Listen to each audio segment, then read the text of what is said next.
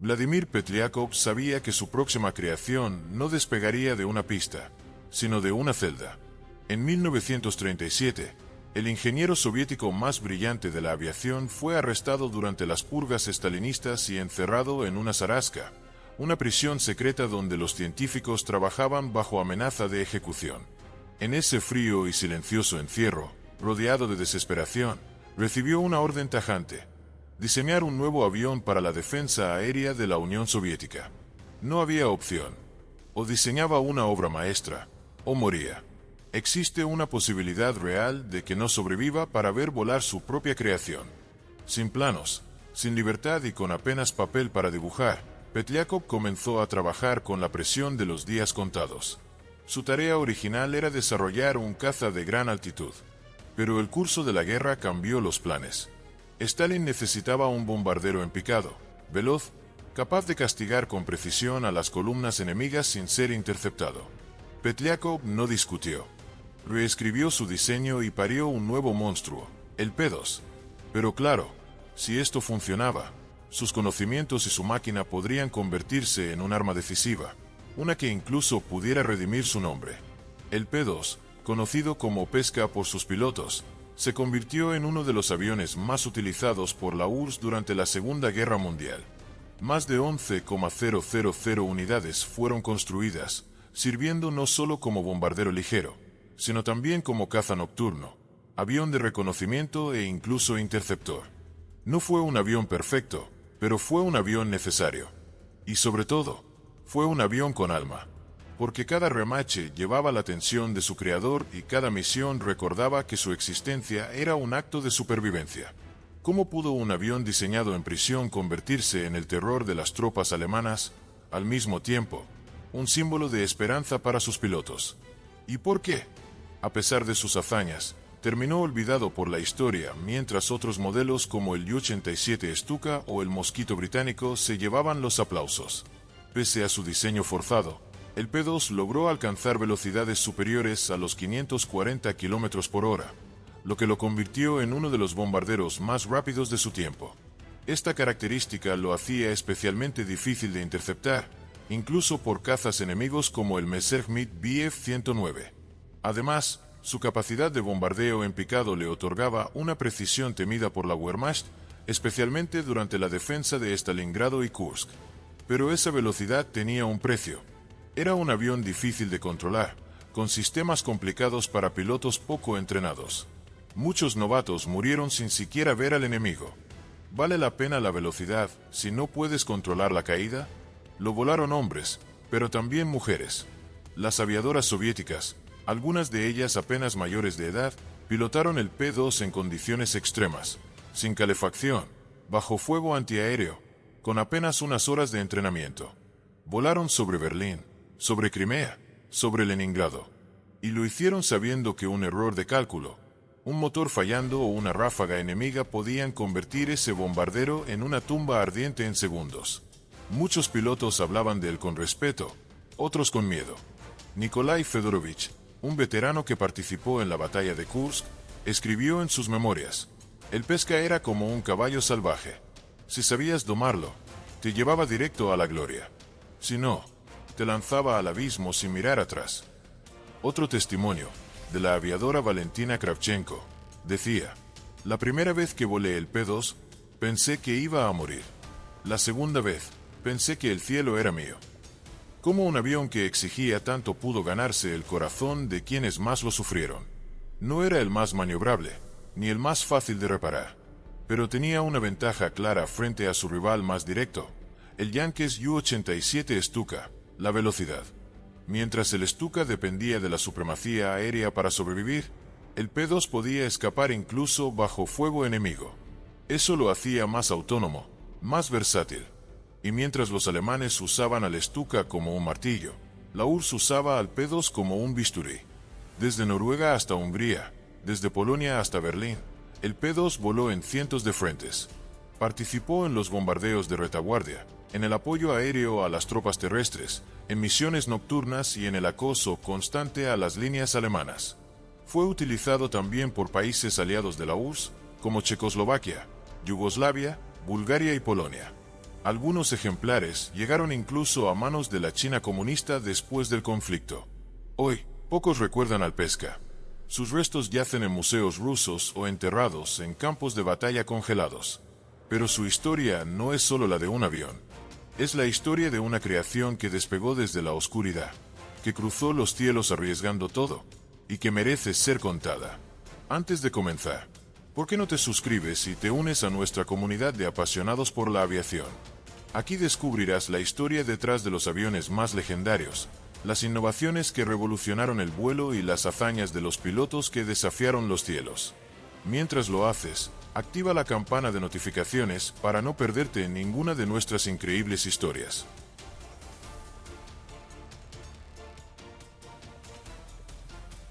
La celda tenía olor a humedad, a metal oxidado y desesperanza. Allí, en esa zarasca soviética, una prisión disfrazada de laboratorio, Vladimir Petliakov pasaba los días con los ojos encendidos, no de esperanza, sino de urgencia. Su condena no estaba firmada en un tribunal, sino suspendida en el aire, como una espada invisible colgando de un hilo delgado. Lo habían arrestado en plena purga estalinista, acusado de actividades contrarrevolucionarias, sin pruebas, sin juicio y sin salida. Petliakov no era cualquier ingeniero. Había trabajado junto a figuras como Andrei Tupolev y tenía fama de ser meticuloso, brillante, incluso obsesivo. Pero nada de eso le sirvió cuando el régimen comenzó a devorar a sus propios hijos. En ese encierro forzado, rodeado de otros genios caídos en desgracia, recibió una orden: diseñar un avión de combate. Al principio, le pidieron un caza de gran altitud, el Sexto 100.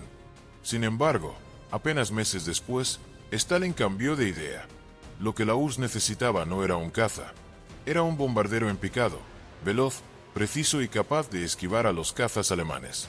Petliakov debía rediseñarlo todo, desde cero, desde la celda.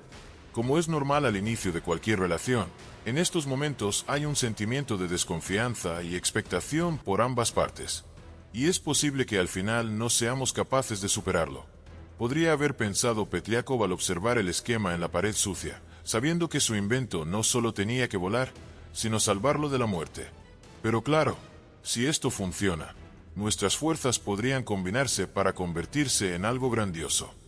Así nació el P-2, en circunstancias tan dramáticas como las misiones que cumpliría años después. Petliakov transformó el Sexto 100 en el PB-100, bombardero en picado, que luego recibiría el nombre definitivo, P-2. El primer prototipo voló en diciembre de 1939 y su desempeño dejó perplejos incluso a los más escépticos. Alcanzaba una velocidad máxima de 540 km por hora, una cifra impresionante para un bombardero de la época. Gracias a su diseño aerodinámico, fuselaje alargado y motores potentes, se comportaba casi como un caza. El P-2 estaba propulsado por dos motores Klimov VK-105R, un desarrollo mejorado de los VK-105P, con una potencia de 1,100 caballos de fuerza cada uno. Estos motores le permitían no solo alcanzar gran velocidad, sino también mantener una excelente tasa de ascenso, 625 metros por minuto. Su techo de servicio era de 8,800 metros, lo que lo hacía útil también para misiones de reconocimiento. Podía cargar hasta 1,000 kilogramos de bombas internamente y adicionalmente otras 600 kilogramos bajo las alas, con un sistema de lanzamiento optimizado para bombardeo en picado. Su construcción era un híbrido entre madera y metal, lo que facilitaba su fabricación rápida en masa, aunque también presentaba ciertas vulnerabilidades. La estructura principal del fuselaje y las alas era metálica, pero se utilizaban recubrimientos de contrachapado en ciertas secciones del fuselaje trasero. Este diseño mixto aceleraba la producción, algo vital para la guerra relámpago que se avecinaba, pero tenía consecuencias en términos de resistencia estructural bajo condiciones extremas. Desde el punto de vista tecnológico, el P-2 destacaba por incluir frenos de picado, cabina presurizada en versiones avanzadas y visores de bombardeo de alta precisión como el OPV-1.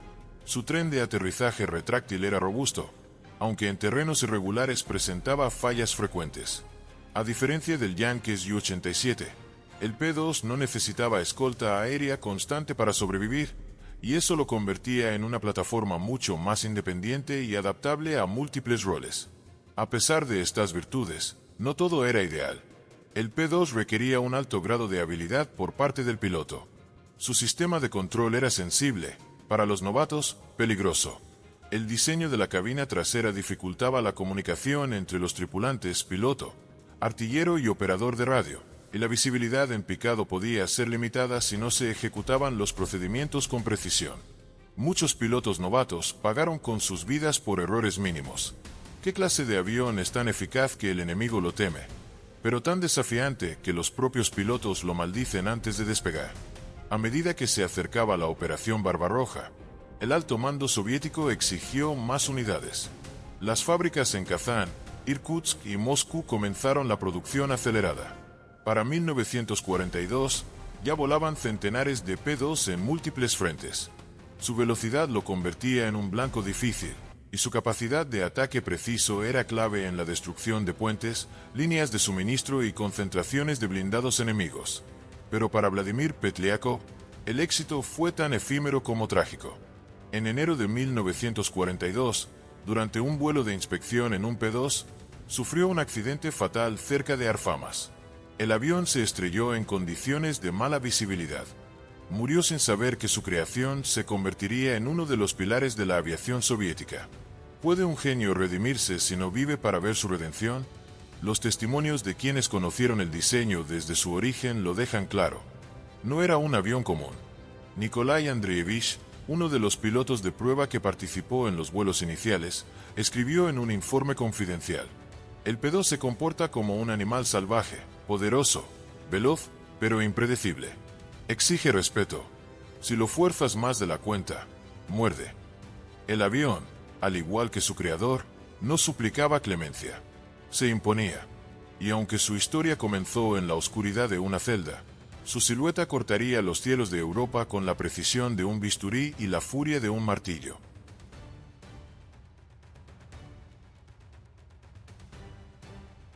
No fue concebido para matar tan eficientemente. Al principio, el diseño original del Sexto 100 era el de un caza de gran altitud, con cabina presurizada, largo alcance y capacidad de interceptación. Un proyecto elegante, sofisticado, casi académico. Pero cuando la guerra se acercó como una ola oscura sobre Europa Oriental, esa visión idealista se convirtió en un lujo que la URSS no podía permitirse. El mando soviético necesitaba algo diferente, más agresivo, más urgente, y lo necesitaba ya. En ese momento de transición brutal entre diseño y combate, el avión dejó de ser un proyecto Petliakov y se transformó en un arma viva. ¿Qué sucede cuando fuerzas a una criatura a mutar antes de tiempo? ¿Sobrevive o se convierte en algo más temible? El Sexto 100 fue modificado apresuradamente para convertirse en el PB-100, un bombardero en picado que se adaptara al nuevo estilo de guerra que los alemanes habían impuesto: velocidad, precisión, destrucción quirúrgica. Para lograr esto, se eliminaron muchos de los elementos del diseño original, como la cabina presurizada y el complejo sistema de turboalimentación, que lo hacían difícil de fabricar en masa. En su lugar, se priorizó un enfoque pragmático y brutal: simplificar, aligerar, atacar. Esta transición de concepto fue tan radical como necesaria. Lo que una vez fue pensado como un interceptor de altura terminó siendo un depredador de media cota, lanzándose en picado a más de 500 km por hora sobre columnas enemigas, lanzando bombas con precisión milimétrica y luego escapando antes de que los cazas enemigos pudieran interceptarlo. Empujar a un avión fuera de su zona de confort puede hacerlo fallar, o puede revelarte su verdadero rostro. El fuselaje fue rediseñado para soportar las fuerzas extremas del bombardeo en picado, especialmente durante maniobras bruscas. Se integraron frenos aerodinámicos bajo las alas, controlados hidráulicamente, que permitían al P-2 mantener estabilidad durante el descenso agresivo. El timón vertical también fue modificado para soportar el estrés estructural durante las correcciones de vuelo. El tren de aterrizaje reforzado ayudaba a absorber impactos en pistas no preparadas, aunque en condiciones heladas, aún era vulnerable a colapsos. En cuanto a armamento, el P-2 fue equipado con hasta 5 ametralladoras de 7,62 milímetros, en algunas variantes, Con cañones SHVK de 20 milímetros, las posiciones de defensa incluían torretas dorsales y ventrales, pero su punto débil seguía siendo la protección lateral. Muchos pilotos sabían que, si un caza enemigo los atacaba desde un ángulo oblicuo, las probabilidades de sobrevivir disminuían dramáticamente. No obstante, lo que más sorprendía era la precisión. El sistema de bombardeo BB-1R, combinado con el estabilizador de picado, permitía ataques certeros incluso en movimiento. A diferencia del U-87 Stuka, que requería alturas mayores y una recuperación lenta del picado, el P-2 podía lanzar su carga y reincorporarse al vuelo nivelado en segundos. Esto le daba una ventaja táctica clara en frentes móviles. Pero esa precisión venía con un precio alto. Cada maniobra en picado exigía una sincronización perfecta entre piloto y artillero. Un retraso de un segundo significaba fallar el blanco o no volver jamás. Los pilotos lo sabían y lo respetaban como se respeta a un animal poderoso. Volábamos tan bajo y tan rápido que podías ver los rostros de los soldados enemigos antes de soltar la carga, escribió el piloto Ivan Julin, veterano del frente de Leningrado. Pero el Pesca no te perdonaba errores. Si dudabas, te mataba más rápido que una bala alemana. En comparación con su competencia directa, el U-87 Stuka alemán, el P-2 tenía varias ventajas claras: mayor velocidad, menor perfil acústico en picado, mejor tasa de ascenso y capacidad para operar sin cobertura aérea inmediata. Pero también tenía desventajas importantes. Era menos estable en maniobras agresivas, su tripulación tenía menos visibilidad lateral y su curva de aprendizaje era significativamente más empinada. Mientras el Stuka era casi automático para un piloto entrenado, el P-2 exigía concentración absoluta. No era para cualquiera. Y si esa dificultad no era un defecto, sino una forma de filtrar a los verdaderos pilotos de combate, el proceso de conversión del avión en depredador fue también un test de fuego para las fábricas soviéticas. La producción del P-2 exigía niveles de precisión que no eran comunes en los estándares industriales de guerra. Las alas, por ejemplo, debían fabricarse con una simetría perfecta para evitar vibraciones peligrosas en picado. Los motores VK-105R, aunque poderosos, eran extremadamente sensibles al mantenimiento y al tipo de combustible usado. En las condiciones caóticas del frente oriental, mantener la flota operativa era una tarea titánica. Pese a todo, la transformación funcionó. El P-2 dejó atrás su ADN de caza y emergió como uno de los bombarderos ligeros más versátiles de la Segunda Guerra Mundial. Fue desplegado en decenas de regimientos, algunos compuestos exclusivamente por mujeres. El 587º Regimiento de Bombardeo, comandado por Marina Raskova, operó P-2 en misiones nocturnas y de alta precisión. Muchas de estas aviadoras murieron en combate. Otras regresaban cubiertas de metralla y humo, pero orgullosas. Era un monstruo, sí, dijo una de ellas, pero era nuestro monstruo. El P-2 no solo había mutado, había evolucionado más allá de lo que nadie había imaginado. Ya no era un diseño forzado por la desesperación. Era una bestia autónoma, veloz, peligrosa, y una vez que entraba en picado, no había vuelta atrás.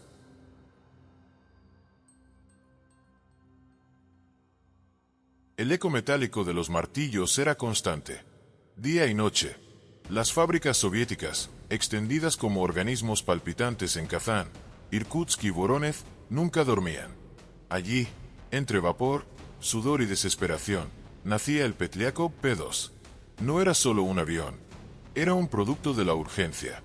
Cada unidad debía estar lista en días, no semanas. La guerra no esperaba, y los tanques alemanes tampoco. Las líneas de ensamblaje estaban llenas de mujeres, niños y ancianos.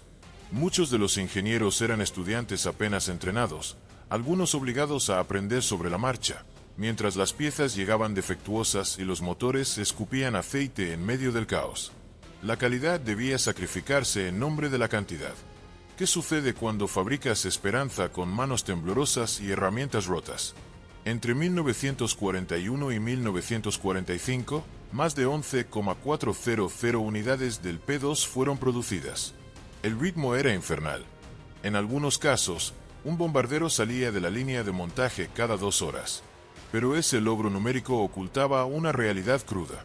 Muchos aviones llegaban al frente con defectos graves.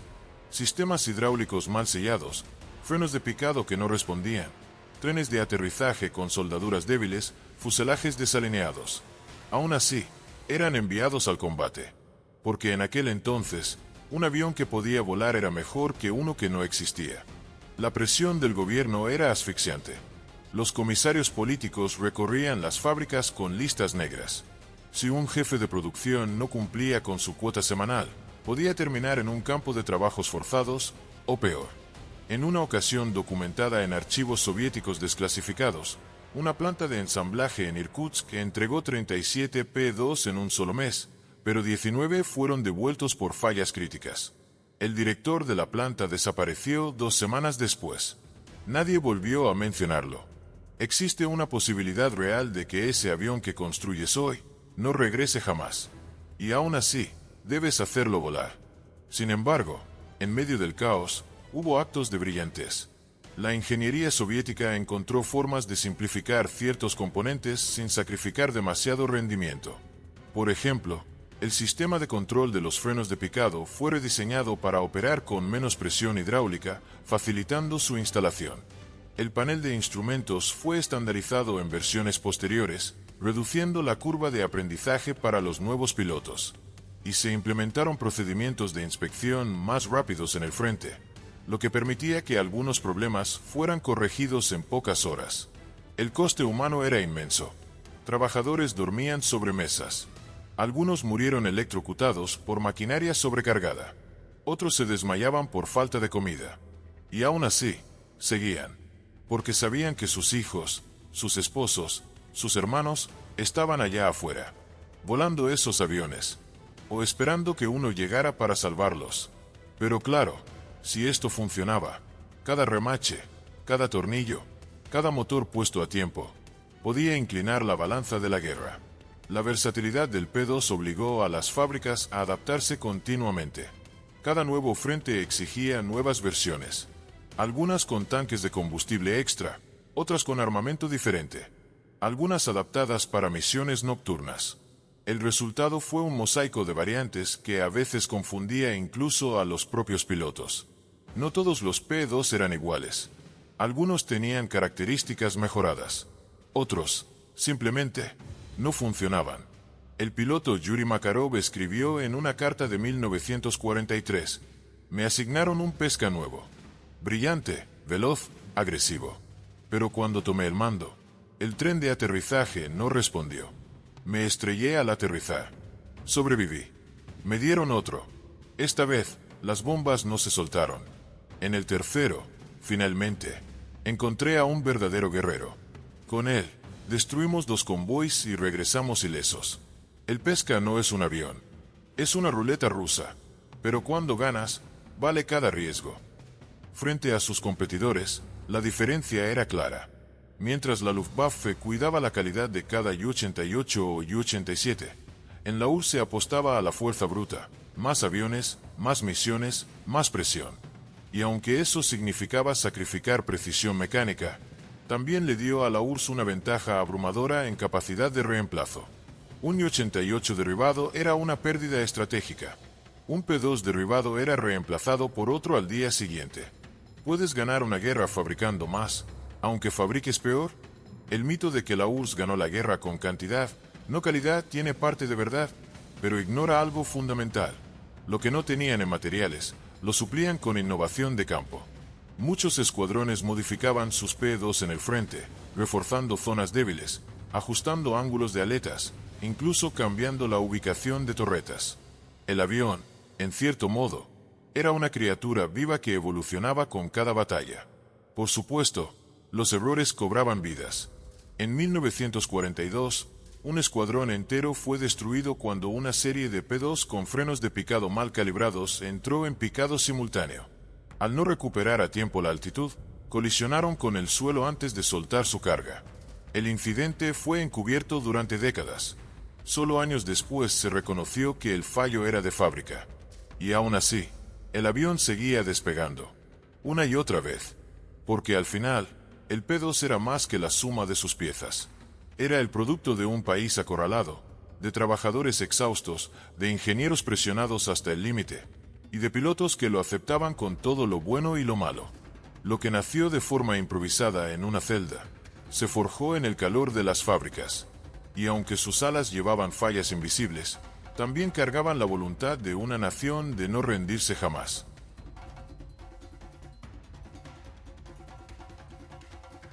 El amanecer no era silencioso en el frente oriental. Era un susurro de motores que aún no se encendían, un murmullo contenido entre árboles cubiertos de escarcha y hangares improvisados con lonas y miedo.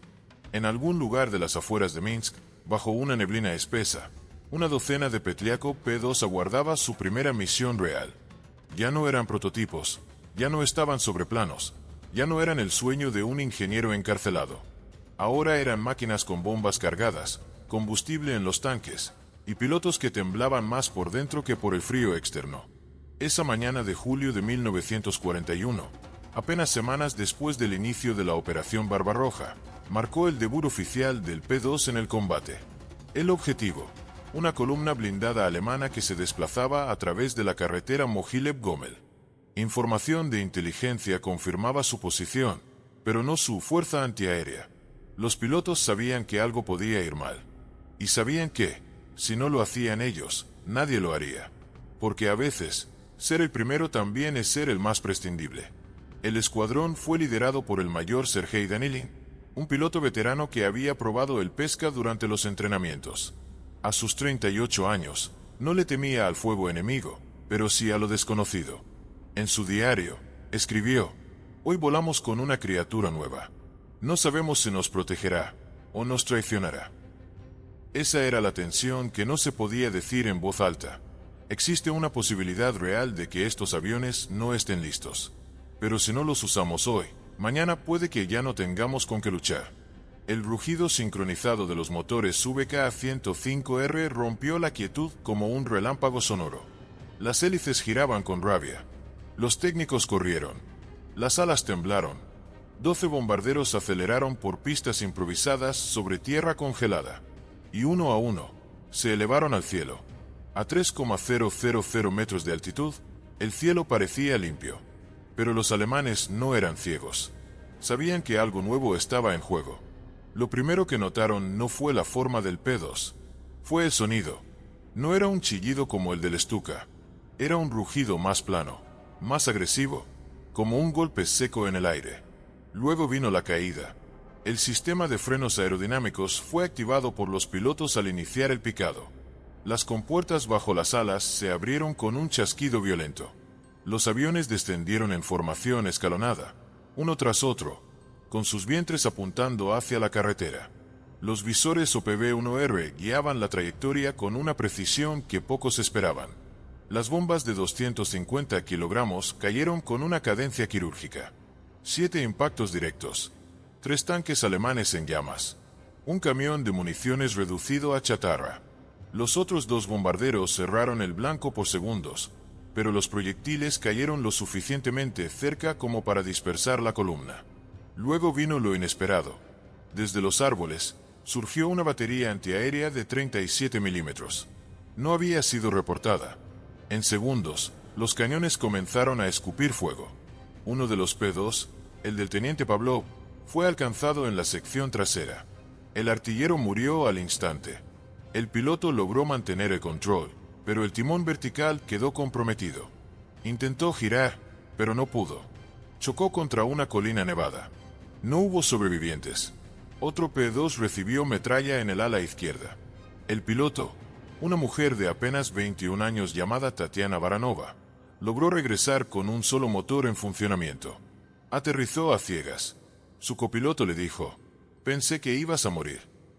Ella respondió: "Pensé que ya lo estaba haciendo desde que despegamos".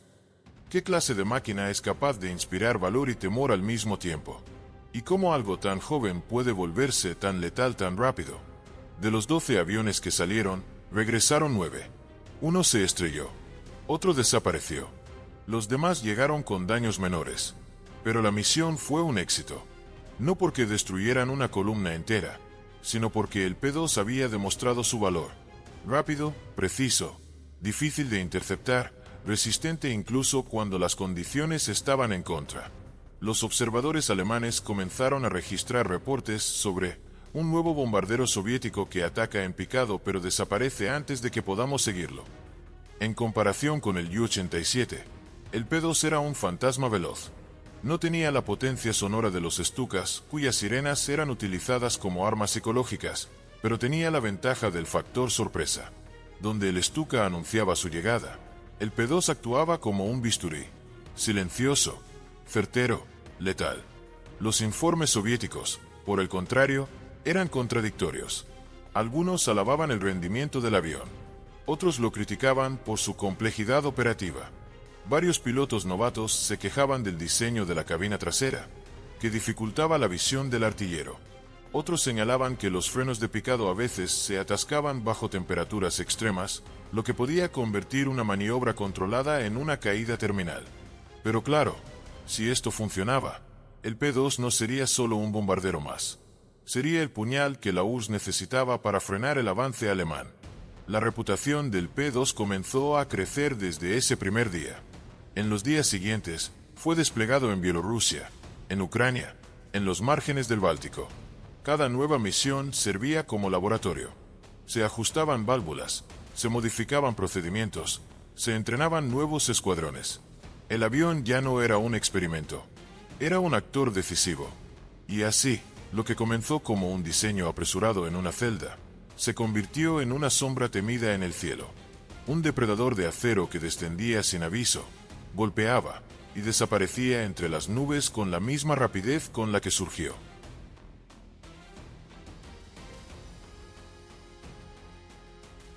Volaba más rápido que el miedo.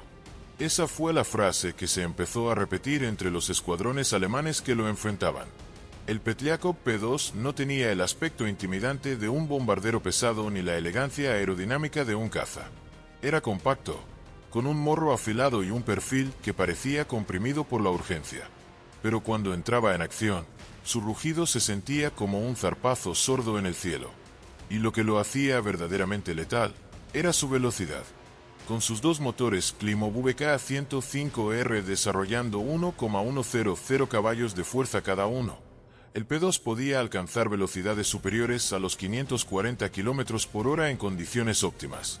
Esa cifra lo colocaba por encima de muchos de sus contemporáneos, incluidos los bombarderos medianos alemanes como el Heinkel E-111, 440 km por hora, o incluso algunos cazas bimotores como el Bf-110. Y aunque no tenía la potencia destructiva de un bombardero pesado, su velocidad le permitía algo que sus enemigos envidiaban: atacar y desaparecer antes de que se entendiera lo que estaba pasando. ¿Qué pasa cuando el enemigo es demasiado rápido para ser atrapado, pero también demasiado frágil para cometer errores? Esa era la dualidad brutal del P-2. Su construcción liviana y su tren de aterrizaje frágil lo hacían propenso a accidentes, especialmente en pistas mal preparadas. Un aterrizaje forzado podía destruirlo por completo. Las alas, aunque resistentes en vuelo nivelado, podían deformarse en picados mal ejecutados. Y su complejidad operativa, con múltiples sistemas hidráulicos, eléctricos y de presión que requerían ajustes precisos, exigía pilotos experimentados. Pero la velocidad, esa era su redención. En vuelo recto, el P-2 era prácticamente inalcanzable para los cazas alemanes más pesados. Solo el Bf-109, en su versión más avanzada, G2 o posterior, podía igualarlo. Sin embargo, el P-2 no estaba diseñado para combatir en giros cerrados. Era un halcón que picaba, golpeaba y huía. La maniobra estándar consistía en elevarse a 3,500 o 4,000 metros, identificar el blanco, activar los frenos de picado y descender con una inclinación de entre 60 y 75 grados. En ese momento, el avión rugía con una vibración que recorría el fuselaje entero. Las bombas eran liberadas con una precisión que el Stuka solo podía igualar si tenía condiciones perfectas. Pero el P-2 podía hacer lo mismo y escapar en segundos. Sin embargo, esa velocidad era una amante cruel. Muchos pilotos murieron porque el avión respondía con demasiada agresividad. Un pequeño error en la inclinación durante el picado podía causar una pérdida total de control. Varios informes de campo reportaron casos donde los frenos de picado no se desplegaron completamente, causando una aceleración fuera de control. A 700 kilómetros por hora, los alerones perdían eficacia. El aire dejaba de obedecer. El avión no respondía. Y el suelo venía por el conambre. El comandante de escuadrón Vasily Terepsov relató en una entrevista posterior a la guerra: recuerdo a un muchacho nuevo. Tenía 19 años. Hizo todo bien. Entró en picado como le enseñamos. Pero en el descenso, su avión simplemente no giró. Se partió en dos cuando impactó. Yo estaba detrás, y hasta hoy escucho el crujido en mi cabeza. Era un gran avión, pero solo si tú eras igual de grande.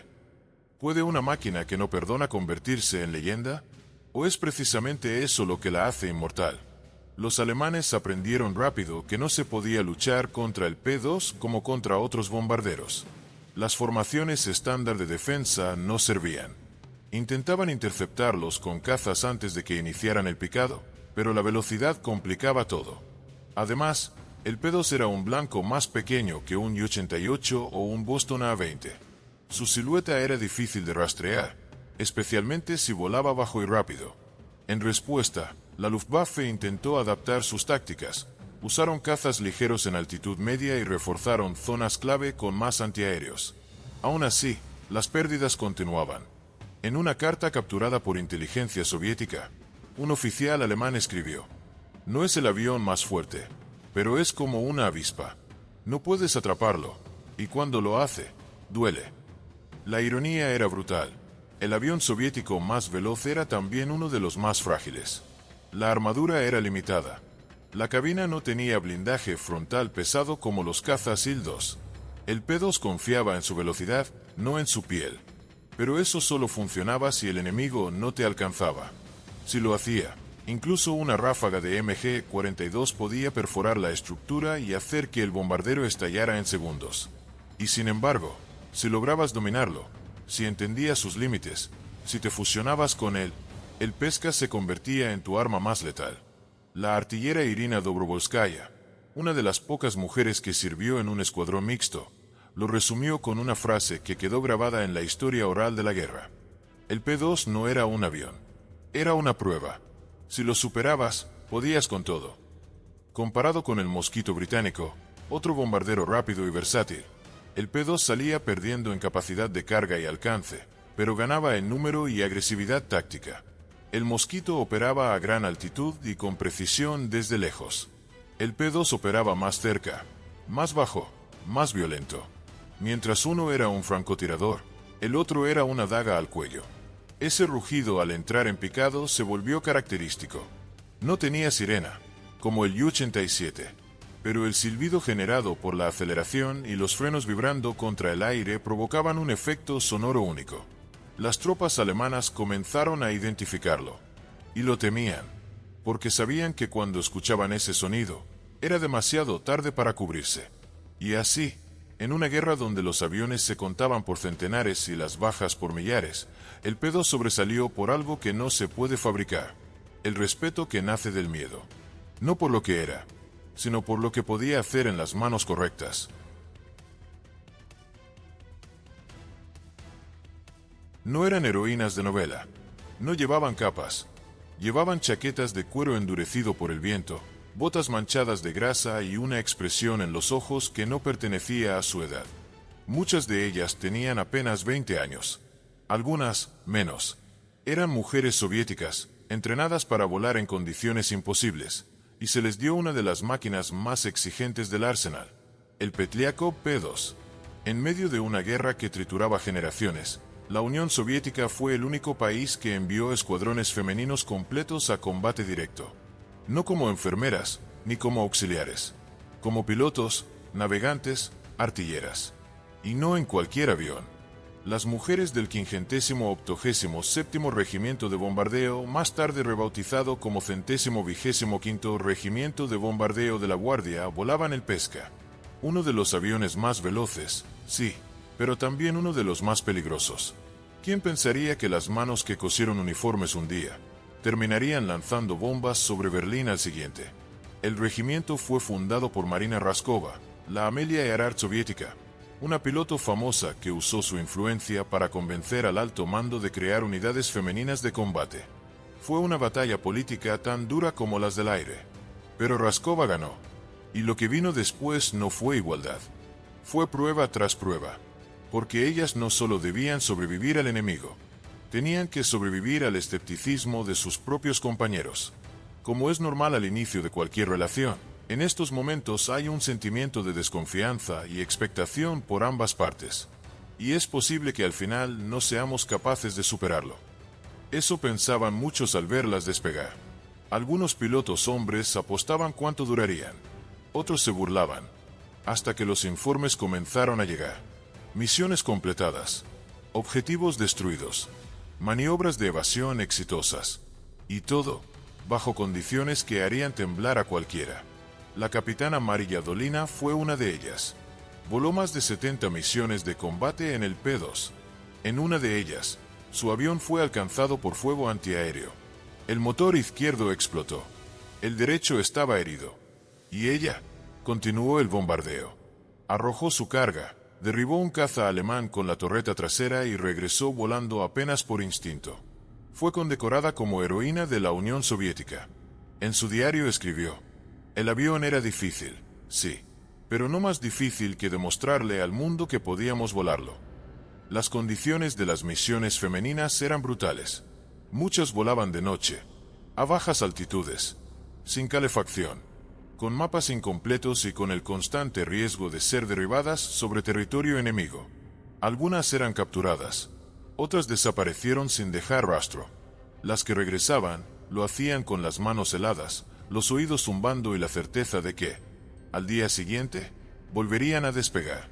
¿Qué clase de determinación se necesita para subir a un avión que ha matado a tantos, sabiendo que tú podrías ser la siguiente? Las mujeres del P-2 no solo luchaban en el aire, luchaban por un lugar en la historia, porque tras la guerra, muchas fueron relegadas al olvido.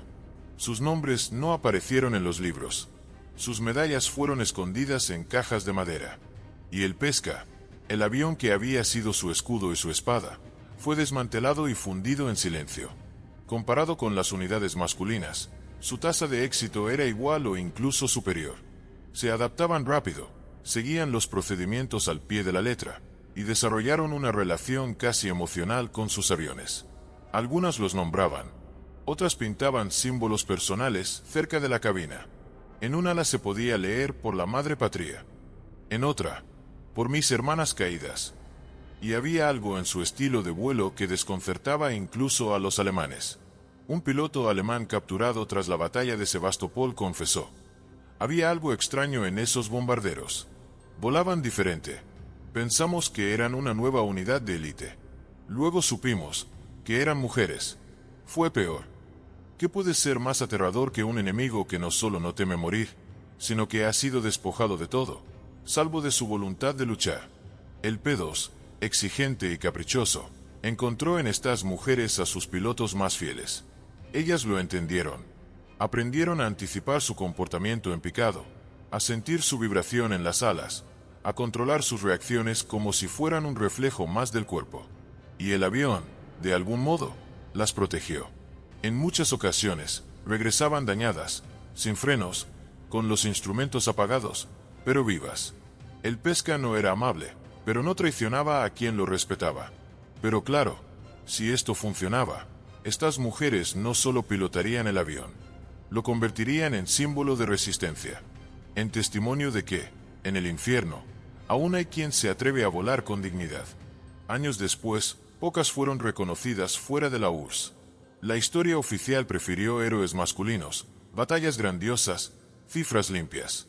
Pero entre las sombras de los hangares, entre las fotos en blanco y negro olvidadas en álbumes cubiertos de polvo, viven las miradas de aquellas que miraron al cielo y se atrevieron a subir. Y si te dijera que el P-2 no solo causaba destrucción desde el aire, sino que también destrozaba los nervios del enemigo antes de que llegara, en el próximo capítulo, te revelaré cómo el sonido de su picado sembraba el pánico entre las tropas alemanas, y cómo la psicología se convirtió en un arma invisible del Pesca. Volamos hacia allá.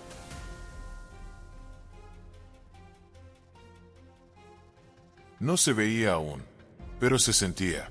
En algún lugar del cielo, invisible tras una capa de nubes o camuflado entre el sol naciente, El P-2 ya estaba en camino.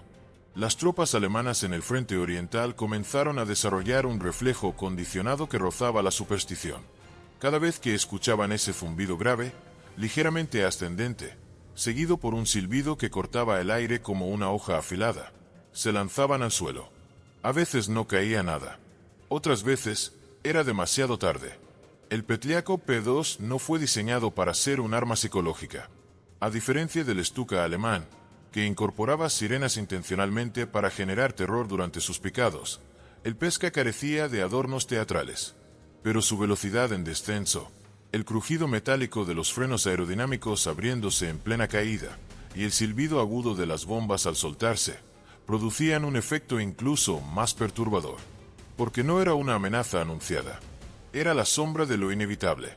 Y si la peor arma no es la que puedes ver, sino la que escuchas cuando ya no hay nada que puedas hacer, el efecto fue documentado por observadores de la Wehrmacht. Un informe fechado en octubre de 1942 describe lo siguiente. Nuestras tropas en el sector central presentan casos de descoordinación durante ataques aéreos. Algunos soldados se refugian incluso antes del contacto visual. Se ha identificado un patrón auditivo específico asociado a bombarderos soviéticos. No es comparable al U-87. Es más corto, más repentino, más mortal. No era solo el sonido, era lo que venía después. La precisión del P-2 en sus bombardeos en picado hacía que los refugios improvisados fueran inútiles. Un convoy podía ser eliminado en segundos. Una trinchera entera cubierta de tierra, arrasada por una sola bomba bien colocada. Los alemanes comenzaron a usar camuflaje adicional, humo y maniobras de dispersión al detectar su llegada. Pero la naturaleza impredecible del Pesca lo hacía más difícil de evadir. Existe una posibilidad real de que estés muerto antes de entender por qué. Y eso es exactamente lo que lo hacía tan eficaz. A nivel táctico, el P-2 generaba un tipo de presión diferente al de los bombarderos pesados. Mientras un Enkele 111 o un Lancaster podía ser anticipado, rastreado y contrarrestado por la defensa aérea, el P-2 actuaba como un cuchillo arrojado desde la nada. Su velocidad permitía misiones relámpago, ataques sobre posiciones logísticas, estaciones de tren, puentes y depósitos de munición. Los artilleros enemigos a menudo no tenían tiempo de reaccionar. Cuando querían apuntar, ya no había nada en el aire. En la ofensiva de Kursk, uno de los momentos más tensos del frente oriental, escuadrones de P-2 fueron desplegados para debilitar los flancos alemanes antes del ataque terrestre. Las unidades de la 9ª y 6ª División Panzer reportaron una merma en la moral de sus tropas tras varios días consecutivos de ataques sorpresa. Una declaración extraída de un prisionero alemán decía: el problema no era solo el daño, era el momento. Llegaban cuando menos lo esperábamos. Nos hacían dudar de cada paso, como si nos estuvieran mirando desde arriba todo el tiempo. Pero claro, si esto funcionaba, el P-2 no solo destruía con bombas, sino con miedo. Y no hay trinchera contra el miedo. Ese componente psicológico se amplificaba por las tácticas soviéticas. A menudo se enviaban grupos de 3 a 5 P-2 en formaciones asimétricas, realizando ataques en diferentes ángulos al mismo tiempo. El resultado era un efecto de acoso aéreo. Las tropas no sabían de dónde vendría el próximo picado. La sensación de vulnerabilidad constante alteraba el rendimiento de combate enemigo. Incluso sin impacto directo, la presencia del avión desorganizaba. En una carta escrita por el artillero Nikolai Vashchenko, se relata un ataque sobre una estación ferroviaria en Kharkov. Volamos a 2,800 metros, apenas cruzamos las nubes y ya los vimos corriendo. Abandonaron 2 vagones sin descargar. Las bombas cayeron 3 segundos después. Todo estaba en llamas, pero ellos ya estaban vencidos antes de que pulsáramos el disparador. Los efectos secundarios también alcanzaban al propio bando. Algunos pilotos experimentaban episodios de agotamiento extremo. La presión de realizar ataques quirúrgicos a alta velocidad, bajo fuego antiaéreo, con apenas segundos de margen, dejaba huellas. Varios desarrollaron temblores, insomnio o hipersensibilidad al ruido. El P-2 exigía tanto mentalmente como físicamente. No todos podían con eso.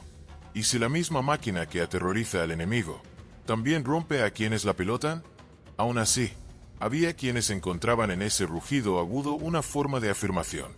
Era el sonido de la venganza, de la resistencia, de una nación que, al borde del colapso, aún encontraba maneras de contraatacar con precisión quirúrgica. Para muchos, el P-2 no era solo una herramienta militar.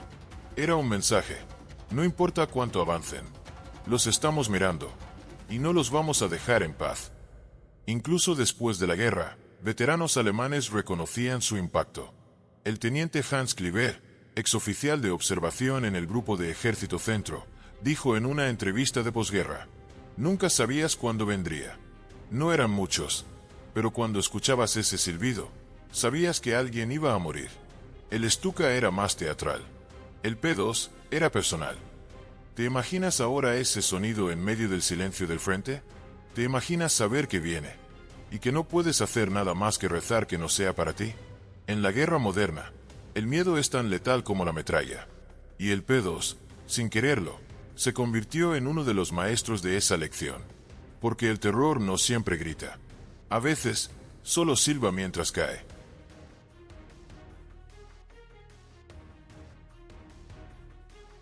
No hacía falta fuego enemigo para que el Petliaco P-2 se convirtiera en un ataúd con alas. Muchos de los pilotos que lo volaban sabían que la muerte podía venir antes incluso del despegue. A veces bastaba con un fallo hidráulico, una fuga de combustible, un pequeño error en la soldadura de un larguero. Eran detalles invisibles a simple vista, pero letales a 600 kilómetros por hora. La línea entre hazaña y tragedia era tan delgada como una válvula mal instalada. El Pesca nació con urgencia, y eso fue una bendición táctica, pero también una condena técnica. Las fábricas soviéticas trabajaban al límite de su capacidad, bajo presión política, con recursos limitados, personal inexperto y plazos imposibles. En los papeles, todo funcionaba, pero la realidad, en el campo de batalla, era otra. Y si el mayor enemigo del avión no estaba en el cielo, sino dentro de sus propias entrañas, uno de los fallos más recurrentes era el tren de aterrizaje. Diseñado para pistas de tierra endurecida, muchas veces no resistía el peso del avión en condiciones reales. Se registraron numerosos colapsos al aterrizar, incluso sin impacto enemigo. Las piezas metálicas, forjadas con materiales de baja calidad o ensambladas sin supervisión adecuada, se quebraban como cristal bajo la presión de un aterrizaje brusco. En invierno, con la pista congelada, los neumáticos reventaban. En primavera, con barro hasta los tobillos, los trenes se hundían hasta partir el fuselaje. Los frenos de picado eran otro dolor de cabeza. Aunque eran esenciales para mantener la estabilidad en descenso, su mecanismo era complejo. Se accionaban hidráulicamente mediante válvulas sensibles, que muchas veces se atascaban por partículas de polvo o bajas temperaturas. Un freno que no se desplegaba a tiempo significaba una aceleración no controlada, que podía llevar al avión a romperse en pleno vuelo. Existe una posibilidad real de que esta máquina falle, no por el enemigo, sino por nuestras propias manos, escribió el capitán Boris Livinov en una carta nunca enviada a su esposa. Voló el P-2 durante 3 años, y sobrevivió a más de 90 misiones. Pero decía que los momentos más aterradores no eran cuando los Messerschmitt lo perseguían, sino cuando, al despegar, escuchaba un crujido que no debería estar ahí. Otro problema grave era la conectividad entre los sistemas eléctricos. El cableado del P-2, especialmente en las primeras versiones, se instalaba a toda prisa y sin rutas lógicas. Eso generaba cortocircuitos, instrumentos que se apagaban en vuelo y luces de alerta falsas. Varios pilotos informaron que sus indicadores de velocidad o altitud fallaban repentinamente, obligándolos a volar por instinto. Y lo más trágico es que muchas veces los técnicos del frente no tenían los repuestos ni los manuales para corregir esos problemas. El resultado, improvisación. Reparaciones hechas con alambre, madera, piezas de otros aviones. A veces funcionaban, a veces no. Pero claro, si esto funcionaba, incluso las piezas mal soldadas y los instrumentos defectuosos podían convertirse en una herramienta para la victoria. Porque cuando no tienes otra opción, aprendes a volar con lo que tienes. Uno de los incidentes más recordados fue el del Escuadrón 408, desplegado en el frente de Crimea. Se les entregaron 10 P-2 recién llegados de fábrica. De esos 10, tres presentaron fallas críticas en los frenos de picado durante su primera misión. Uno entró en barrena y se estrelló. Otro tuvo que liberar las bombas sin apuntar para ganar altura. El tercero regresó, pero con el artillero muerto por despresurización causada por una falla en el sistema de ventilación. El informe fue clasificado. El director de la fábrica fue destituido. No hubo más consecuencias visibles. Los pilotos desarrollaron rituales antes de volar. Tocaban el ala con la palma derecha. Daban 2 golpes suaves al panel de instrumentos. Uno incluso llevaba una pequeña figura de madera colgando del retrovisor. No eran supersticiones. Eran actos de protección psicológica ante lo que sabían, que el avión podía fallar sin previo aviso. Comparado con otros bombarderos de la época, el P-2 tenía un índice más alto de accidentes operativos fuera de combate. El U-88 alemán, aunque más lento, era más estable en vuelo y mejor construido. El A-20 Havik estadounidense, utilizado también por la URSS bajo préstamo, tenía mayor fiabilidad mecánica, pero ninguno ofrecía la combinación letal de velocidad, precisión y versatilidad del P-2 si todo funcionaba como debía. ¿Vale la pena arriesgarlo todo por un avión que puede matarte antes de disparar una sola bala? Y aún así, los pilotos seguían subiéndose a él, porque sabían que, con sus defectos, el pesca aún era una herramienta poderosa. Y porque, en el fondo, también sabían que no era culpa del avión. Era culpa de una guerra que obligaba a elegir entre tener algo imperfecto o no tener nada. El ingeniero Yuri Alexandrovich, que trabajó en la planta de Kazán, escribió en su diario: «Cada noche me pregunto si el avión que armamos ese día volverá a tierra. A veces sueño con fuselajes vacíos, cayendo en silencio. Pero también sé que, si no lo hacemos, perdemos la guerra». Y si la imperfección no era un defecto, sino el reflejo más crudo de la realidad soviética en guerra, el P-2 no fue perfecto. Fue real, y en su fragilidad, cargó la furia de una nación herida que, aún así, no se rindió. ¿Quieres conocer hasta dónde podía llegar esta criatura cambiante? En el próximo capítulo, veremos cómo el P-2 se transformó en múltiples versiones: caza nocturno, interceptor, avión de reconocimiento. ¿Puede una sola máquina cumplir todos los roles, sin romperse en el intento?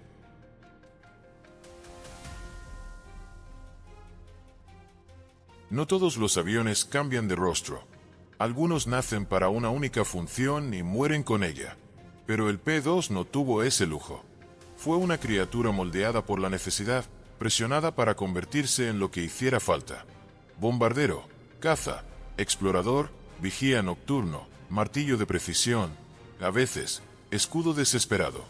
La guerra no le dio tiempo para descansar en un solo rol. Y la URSS no podía permitirse perder un solo fuselaje. Desde el principio, el diseño del P-2 mostraba un potencial escondido. Su velocidad y maniobrabilidad lo hacían ideal no solo para bombardeo en picado, sino también para interceptación. Su estructura bimotor ofrecía espacio para modificaciones. Y la línea de producción, que ya había alcanzado volúmenes masivos, facilitaba la creación de variantes sin partir desde cero. Y si la verdadera fuerza de este avión no estaba en lo que fue, sino en lo que podía llegar a ser, la primera gran transformación llegó con las necesidades nocturnas. Las misiones bajo la oscuridad eran críticas para desgastar al enemigo, pero pocos aviones soviéticos estaban preparados para volar sin luz. Así nació el P-3, una versión modificada del P-2, diseñada como caza pesado nocturno. Se le retiró el sistema de lanzamiento de bombas y se reforzó el armamento frontal, añadiendo cañones de 20 mm SHVAK y ametralladoras VS de 12,7 mm. También se instalaron sistemas de radio más potentes y visores ópticos adaptados a baja iluminación. El resultado fue un avión que podía patrullar cielos cubiertos de sombra, interceptando bombarderos enemigos y protegiendo instalaciones críticas. No tenía radar, la tecnología aún era primitiva en la URSS, pero volaba en pareja con operadores en tierra que guiaban sus movimientos.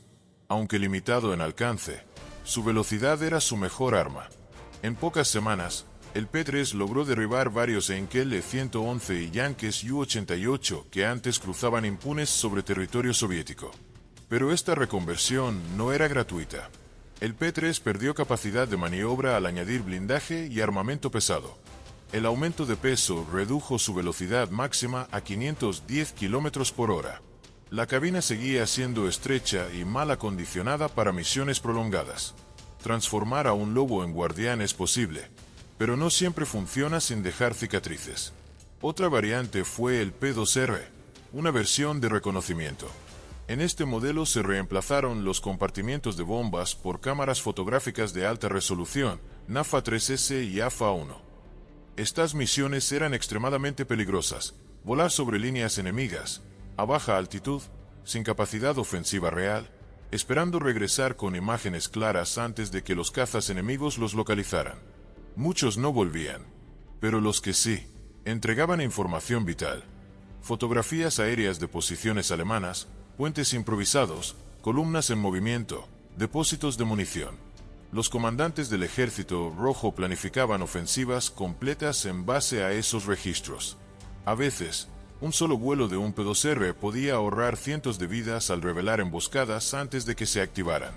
También existió la variante P2UD, un avión de entrenamiento biplaza. Dado lo exigente del modelo, era imprescindible entrenar nuevos pilotos sin enviarlos directamente al frente. Se adaptaron controles duales, se simplificaron algunos sistemas, y se usó como plataforma de transición entre los entrenadores básicos y los escuadrones de combate reales. Aunque carecía de blindaje, era esencial para la formación acelerada. Otras versiones incluyeron adaptaciones para bombardeo a gran altitud, para operaciones marítimas, e incluso versiones con motores experimentales. En algunos casos, se intentó armarlo con cañones de 37 mm en el morro, pero el retroceso comprometía la integridad estructural del fuselaje. El avión, por muy versátil que fuera, tenía un límite. ¿Hasta qué punto puedes estirar una máquina sin romperla por dentro? ¿Y qué ocurre cuando la función supera la intención original del diseño? Comparado con otros bombarderos polivalentes, el P2 estaba a la altura. El Mosquito británico, por ejemplo, también cumplió múltiples roles con éxito. Pero el Mosquito fue diseñado desde el principio con una estructura modular y liviana a base de madera contrachapada tratada, mientras que el P2 fue una transformación sobre una transformación. El U-88 alemán también tuvo muchas variantes, pero su perfil era más pesado y menos agresivo en picado. El P2, en cambio, era veloz, violento, y limitado por eso mismo. Cada nueva versión exigía sacrificios. Al convertirlo en interceptor, perdía alcance. Al convertirlo en explorador, perdía defensa. Al convertirlo en entrenador, perdía blindaje. Pero lo que nunca perdía era velocidad. Esa fue su constante, la única promesa que el Pesca cumplió en todas sus encarnaciones. El mayor Víctor Romano, veterano de múltiples versiones, escribió: «Volé el bombardero, el caza nocturno, el explorador. Cada uno era distinto, cada uno tenía alma, pero todos rugían igual cuando aceleraban. Y ese rugido, hermano, eso era lo que te hacía sentir vivo». Pero claro, si esto funcionaba, el P2 no era solo un avión. Era un espejo de la guerra, mutante, impredecible, exigente. Una criatura nacida para sobrevivir a cualquier forma que la muerte tomara. Y esa adaptabilidad fue, quizás, su mayor triunfo. Porque no todos los aviones pueden jactarse de haber servido en tantas formas, en tantos frentes, en tantas manos. El Pesca fue un bombardero, sí, pero también fue escudo, cuchillo, linterna y escuela. ¿Y qué pasó cuando dejó de ser útil? ¿Qué destino tuvo este guerrero múltiple cuando la guerra terminó y el mundo comenzó a olvidar? En el próximo capítulo descubriremos cómo el P2 terminó sus días y por qué su rugido se apagó en silencio, mientras otros aviones eran inmortalizados en libros y vitrinas.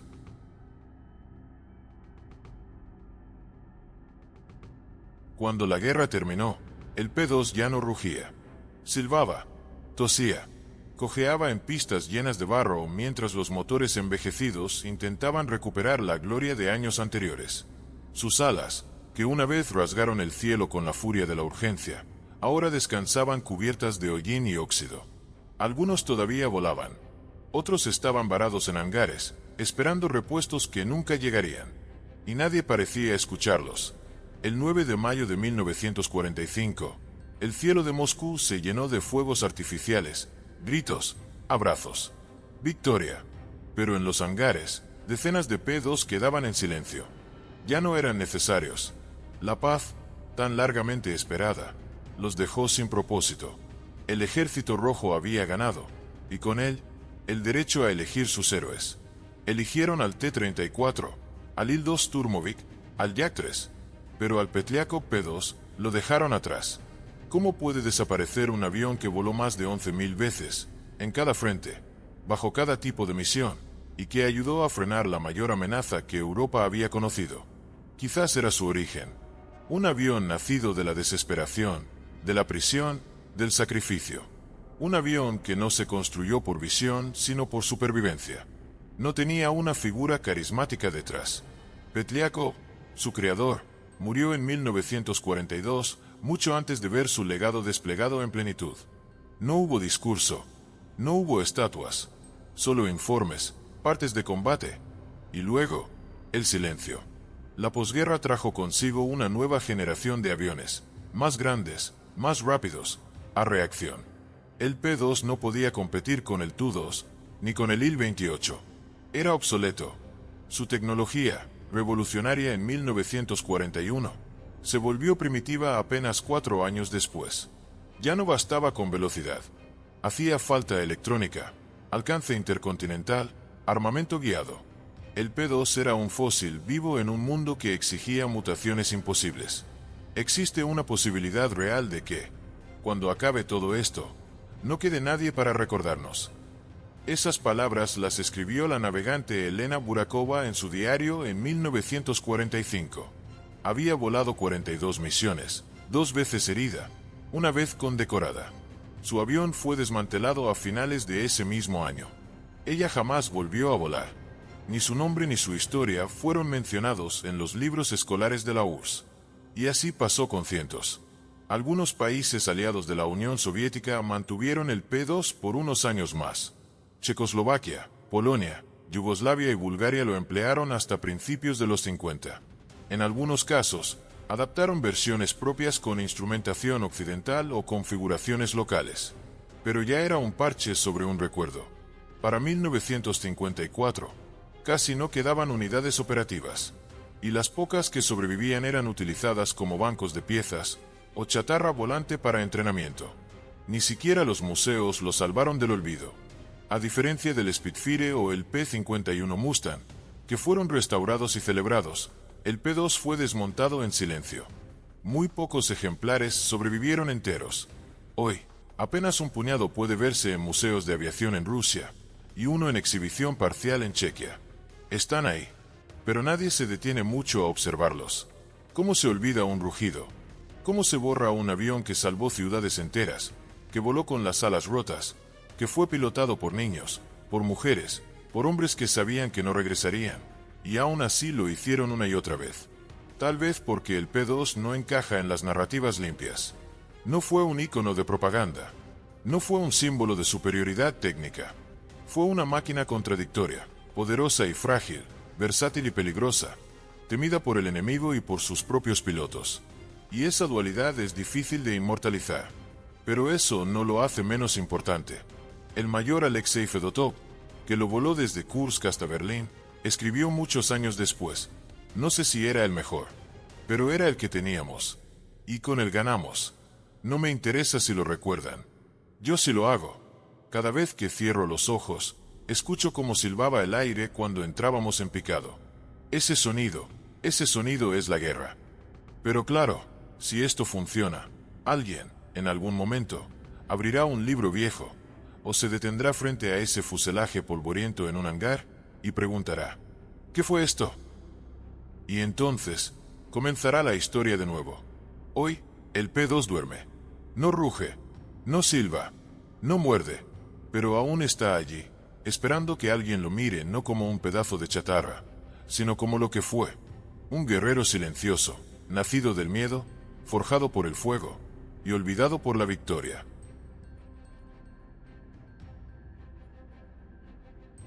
El P-2 no fue un símbolo, fue una consecuencia.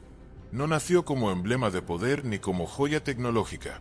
Nació porque alguien encerrado en una celda tuvo que elegir entre diseñar o morir. Fue una máquina forzada a la existencia por la desesperación, por la necesidad, por la urgencia de una nación acorralada. Y aún así, voló. Voló más rápido que el miedo, más bajo que la esperanza, más cerca de la muerte que muchos de sus pilotos estaban dispuestos a admitir. Lo que comenzó como un prototipo de caza terminó convertido en la herramienta más versátil del arsenal soviético. Bombardero en picado, caza nocturno, explorador, interceptor, entrenador, camaleónico, exigente, letal. El P-2 hizo todo lo que se le pidió, incluso cuando eso significaba ir más allá de sus propios límites estructurales. Y si te dijera que los héroes verdaderos rara vez son recordados, que la gloria no siempre toca a la puerta de los que más dieron, sino de los que mejor supieron contar su historia, el Stuka alemán tiene su lugar en los libros por su rugido aterrador, el Mosquito británico por su elegancia mortal, el Mustang por su dominio del aire, pero el Pesca, veloz, peligroso, olvidado, quedó entre líneas, entre las cifras frías de producción soviética, entre las páginas no leídas de los diarios de guerra. Y sin embargo, ahí estuvo, en Kursk, en Leningrado, en Sebastopol, en Berlín, volado por hombres endurecidos por el invierno y por mujeres que jamás fueron formadas para la guerra, pero que aprendieron a desafiar la gravedad con una templanza brutal. El P-2 fue testigo del miedo, del valor, del colapso de la carne y del acero. Fue el filo de la resistencia cuando todo parecía perdido. Sus motores rugían sin poesía. Su fuselaje crujía al entrar en picado. Y sus pilotos sabían que no estaban montando un avión que los cuidaría, sino uno que los pondría a prueba. Existe una posibilidad real de que el mundo no vuelva a hablar del P-2.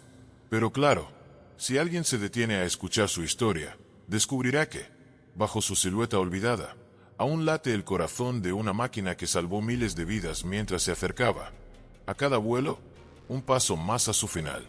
Porque el P-2 no es solo un avión olvidado. Es un símbolo de algo más grande. De lo imperfecto que, sin embargo, funciona.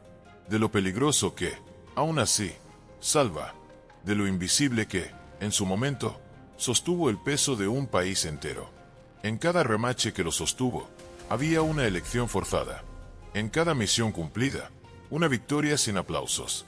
Y en cada piloto que logró regresar, una historia que merecía ser contada. Hoy, tú la conoces. Y eso, quizá, sea el inicio de su redención.